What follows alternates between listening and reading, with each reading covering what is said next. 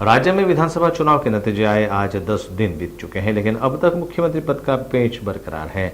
सूत्रों के मुताबिक गृह मंत्री पद को लेकर सारा मामला अटका पड़ा है। इस पर अजित पवार गुट के विधायक छगन भुजबल की प्रतिक्रिया सामने आई है।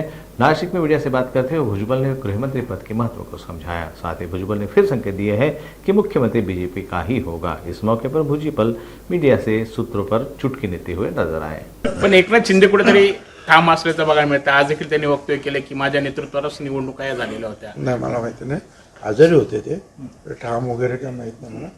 आणि स्वाभाविक आहे ते काय अजितदादा काय किंवा फडणवीस की इतर लोक भाषणं करून करून करून कुठे ना कुठेतरी या घशावर जाऊन प्रचंड बोलून बोलून ताण येतो आणि मग ताप वगैरे वगैरे, तर त्यामुळे ते शिंदेसाहेब आजारी होते, परंतु सगळे डॉक्टरांनी वगैरे त्यांना थोडंसं नीट केल्यामुळं ते आता आलेले आहेत। आता कोल्हापूरचे छत्रपती संजय राऊत असं म्हणताय की जे महाविकास आघाडीचं सरकार होतं, जर कदाचित आमच्याकडे गृह खातं असतं तर कदाचित हे सरकार पडलं नसतं।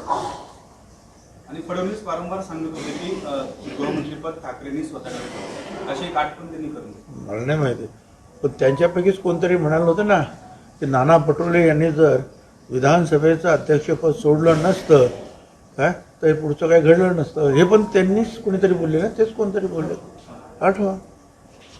कधी कधी ते सोयीचं बोलण्यात काय अर्थ आहे? कोल्हापूरचे छत्रपती शाहू महाराज सोबत नसते, अजित पवार सोबत नसते तर आमच्या देखील 100 जागा आल्या असत्या असं गुलाबराव पाटील म्हणतात। ठीक आहे, आता गुलाबरावचं ते मत आहे, समजा गुलाबराव ते बरोबर नसते तर आमच्या 100 आल्या असत्या, काय काय त्याच्यामध्ये? शेवटी या तिघांनी मिळून जो चांगले निर्णय घेतले काय, मग ते लाडक्या बहिणीच्या संदर्भात असतील, ओबीसीना प्रोटेक्ट करण्याच्या संदर्भात असतील, शेतकऱ्यांच्या बाबतीत चांगले निर्णय, त्या चांगल्या निर्णयाचं फलित जे आहे